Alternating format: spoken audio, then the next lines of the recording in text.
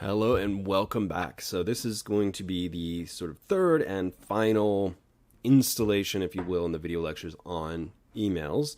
And it will set you up for the first assignment, which is an email assignment. So what we're going to talk about, because we've already talked about subject lines and greetings, is now we're going to talk about the bulk of an email, right? The body of an email.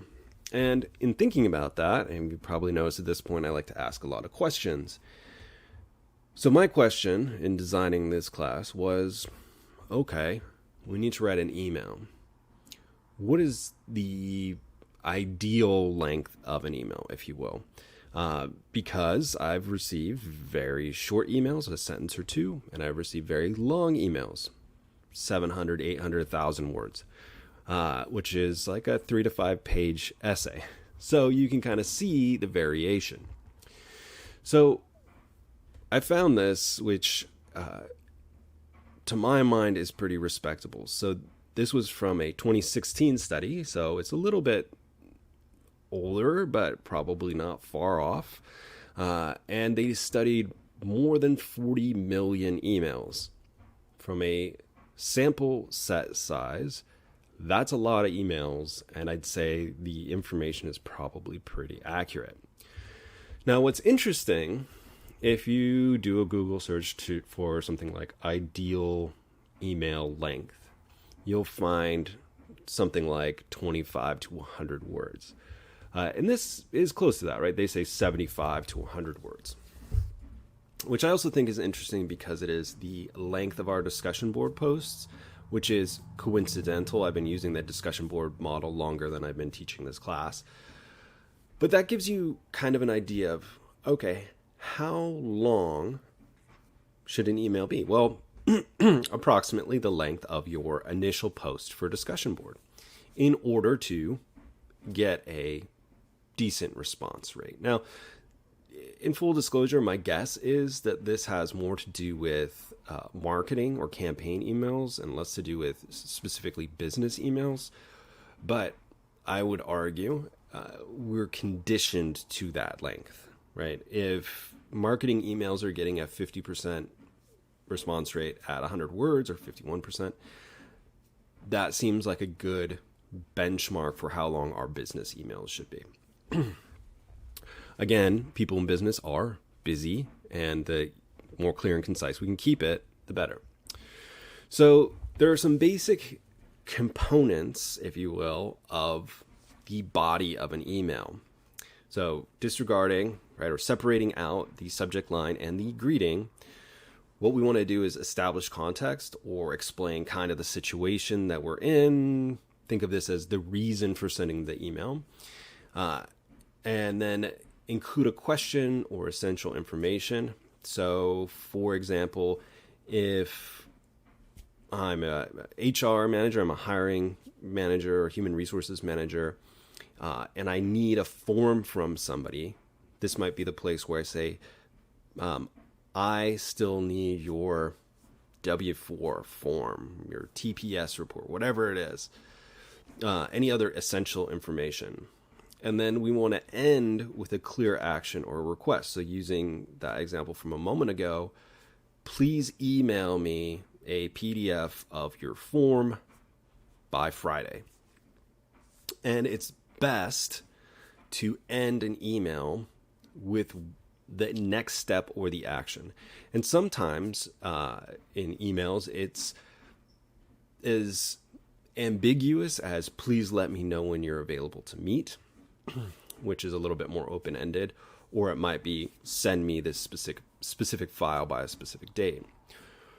What I see a lot of people do, even in a professional capacity, so even my colleagues, is they seem to assume that the reader knows what the next step is, and that can lead to more emails than it's necessary.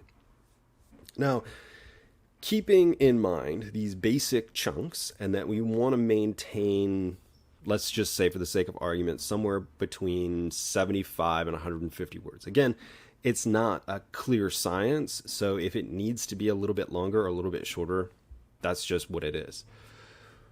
But according to Arizona State University, so I kind of dabbled with some online classes over the summer, and ASU had an okay one I kind of pulled some bits and pieces from. They had an interesting note that if you have less text and more white space, that is more space between, some space between paragraphs or a bullet pointed list, you actually increase reader comprehension. So now we've hit kind of the sweet spot in terms of length, in that 100-word length.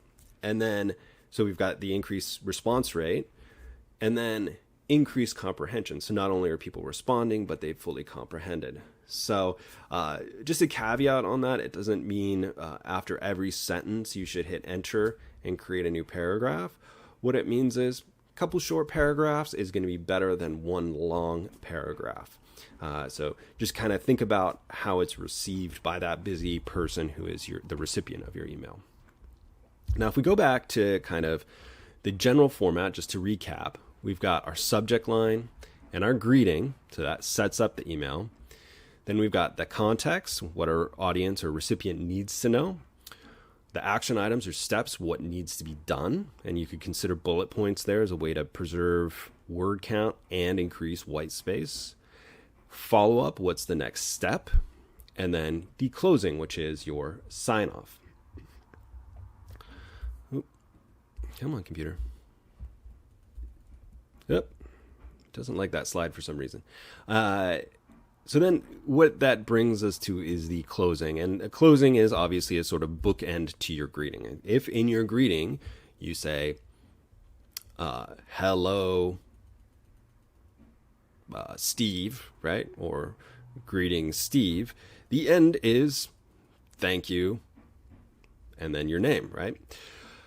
There's a little bit of additional sort of information on this, even though it maybe seem geeky or nerdy. But if you think about the closing, especially if you're emailing somebody who is not familiar to you, somebody you don't work with on a regular basis, let's say you went to a job interview and you did an interview and you're writing a follow-up email, which again, we can talk about separately. You, in your conclusion, want to remind them who you are and how to get in touch with you, right? They don't have to kind of sift through. So when I think about the closing of an email, I think about establishing who I am as the writer of the email, maintaining a sense of professionalism all the way through to the end, and then including contact information. Now, much like you can start the email in your greeting with something like hello and the person's name, you might consider ending regards or thank you or respectfully and then your name. Now, if you've received an email from me, you've noticed that I do this. I think it creates a little bit more that sense of professionalism, a little bit more consistency all the way through. And so I really do like to keep that in there. Okay, so I'm going to go through this pretty quick. When to start a new email chain? So it's best to start a new email chain if the topic has changed, maybe a bunch of new people need to be included, or there's too much information for a single email. A lot of the time, if you've got more than one main topic in an email, you might consider sending 2 emails. Even though it seems like a lot, it's going to be easier for you to track and easier for your recipient to track. That said, I wouldn't send 3 or 4 emails in a row to somebody without a response from them. Who to include is also important, right? We've all been on emails where somebody's replied all and it doesn't affect us, and now we just have a bunch more emails in our inbox. But when you think about who you want to include on an email, who is the person that needs to know or can help you, right? That key person. If the information or task is going to affect other people, I might put that person in. Or if the information or task is relevant to other people, I might bring that person in as well. And then if there's somebody that can provide additional context, clarification, or information. So I'll give you a quick example. I have, needed to send emails to the past within my department, and I might be emailing the dean, who is, for all intents and purposes, my boss, but I might loop in another professor, and loop in means include, to say, hey, I talked to this professor, they're having a similar issue that I'm having, and here's what I think. And then I might include a little note that says, hey, other professor, does this sound right to you? And just a way to like keep it simple, because you don't need to include people that have no sort of connection. Two special cases, attachments and links. So if you are going to attach something, a file, whatever, ask yourself if it's information you know the reader might need. Make sure you've included the correct attachment. I'd like to open that attachment a couple times. Make sure that it's in a readable format. You know, a lot of the time, if you're working on a Mac like I am, you might use Pages, but not everybody can open a Pages document. If it's a document that other people may need to edit, a PDF is probably not the best file form. Number 4 here, make sure that you tell them that something's attached, right? You might say, I've attached the form for your review. And then if the material is something that needs approval or review, make sure to indicate it in the email itself, right? Please review the attachment and let me know if I need to change it. In terms of links, this is also a special case. So again, same thing, double check that link. I like to make sure that instead of including the URL, like is in B here, that I go ahead and just hyperlink the words. Everybody knows that this right here is a hyperlink, right? And I hover over it and my computer automatically says, hey, this is where it's going to be taking you. Links are nice. We're familiar with them, and it can mean, hey, just take a look at this if you need to.